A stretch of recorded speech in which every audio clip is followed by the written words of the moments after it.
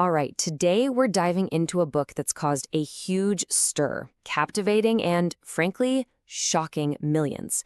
It's called Antichristos. And get this, it doesn't just present itself as fiction. It claims to be the hidden history of the entire world, and it starts with a warning that is absolutely chilling. I mean, right out of the gate, the narrator of Ahmet Khalid Mustafa's novel hits you with this. It's not just a story, it's framed as a final testament. You know, a secret history being whispered from the edge of the grave. The book immediately lets you know this isn't just entertainment. It's a journey that's meant to change how you see, well, everything. And this is the explosive idea at the very heart of Antichristos.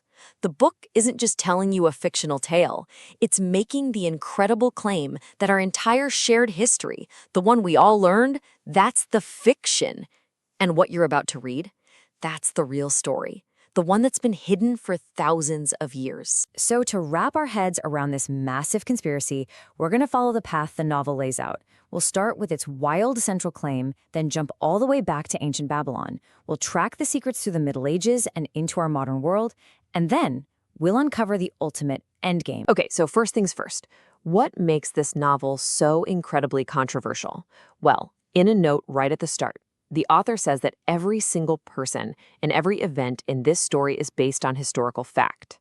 Just that one claim completely blurs the line between a work of fiction and a grand, sweeping conspiracy theory. And the sheer scale of this supposed conspiracy is just immense.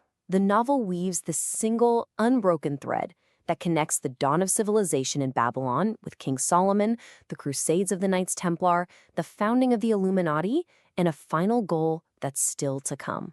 It's a story that's literally thousands of years in the making. To really understand the plan, we've got to go back to where it all began.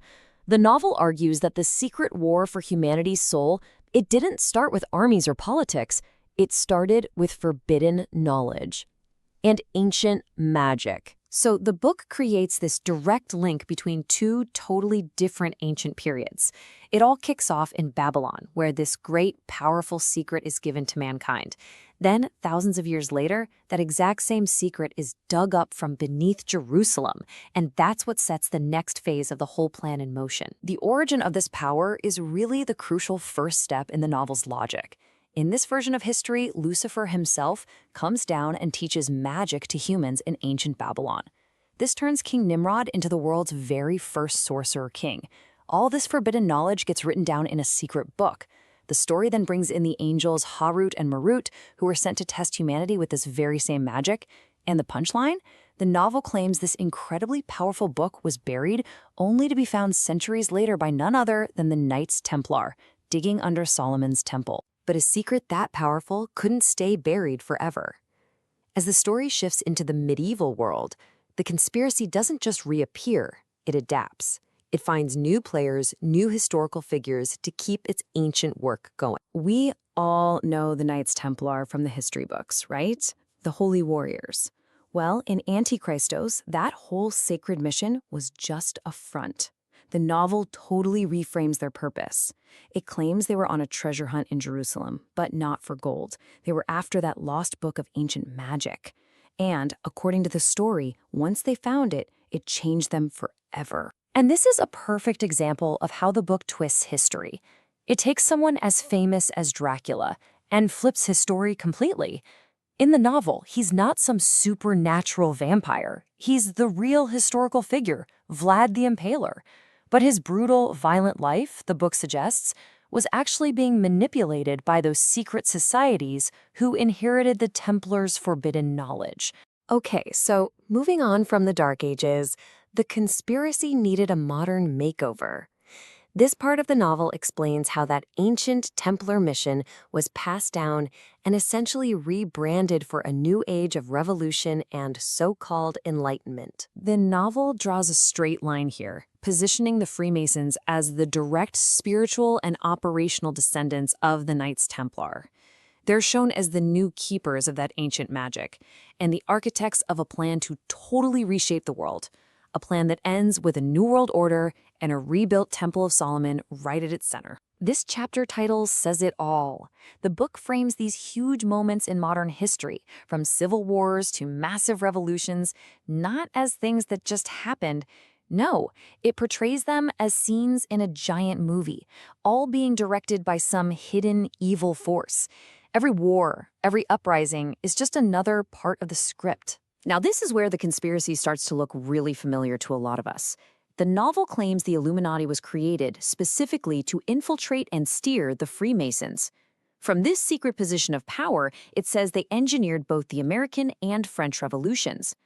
The whole point was to create new secular nations and to embed their symbols, like that all-seeing eye, right in plain sight as a sort of quiet declaration of their hidden victory. So, this brings us to the biggest question of all, right? A plan that supposedly spans 4,000 years. A plan that involves kings and knights and revolutionaries that topples entire empires. It has to have an endgame. What is it all for? And the answer, according to this book, is right there in the title. Every secret society, every single revolution, every war, none of that was the actual goal. It was all just setting the stage for the final act in the story of humanity. The logic here is actually terrifyingly simple. The book argues that this isn't a story about a bunch of different conspiracies with different agendas. No, it's one single plan, passed down from one generation to the next, with a laser-like focus on one ultimate outcome. The entire massive conspiracy boils down to this four-step finale. Step 1. Weaken humanity spiritually, make us obsessed with materialism and conflict. Step 2. Create a global shadow government that pulls the strings of finance, politics, and the media. Step 3. Use all sorts of crises to push the world toward unifying under one system. And finally, Step 4. With the stage perfectly set, bring on the leader they have been waiting for this whole time, the Dajjal, or, as we know him, the Antichrist. A huge part of this endgame is a spiritual war.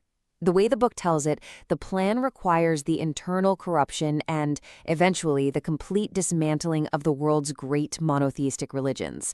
The goal is to just erase what makes them distinct and replace them with a new, single global spirituality, a faith that worships power and its new king. So, in the end, whether you see this as a brilliant, thrilling piece of fiction or a terrifying exposé, Antichristos gets its power by taking real names, real dates, and real symbols and weaving them all into one seamless, epic story about a hidden war for control of the world. And that really leaves us with one final, pretty heavy question.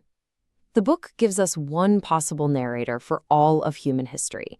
It forces us, the readers, to ask, in a world full of competing stories and narratives, how do we ever decide which version of the past and which version of the future we should believe?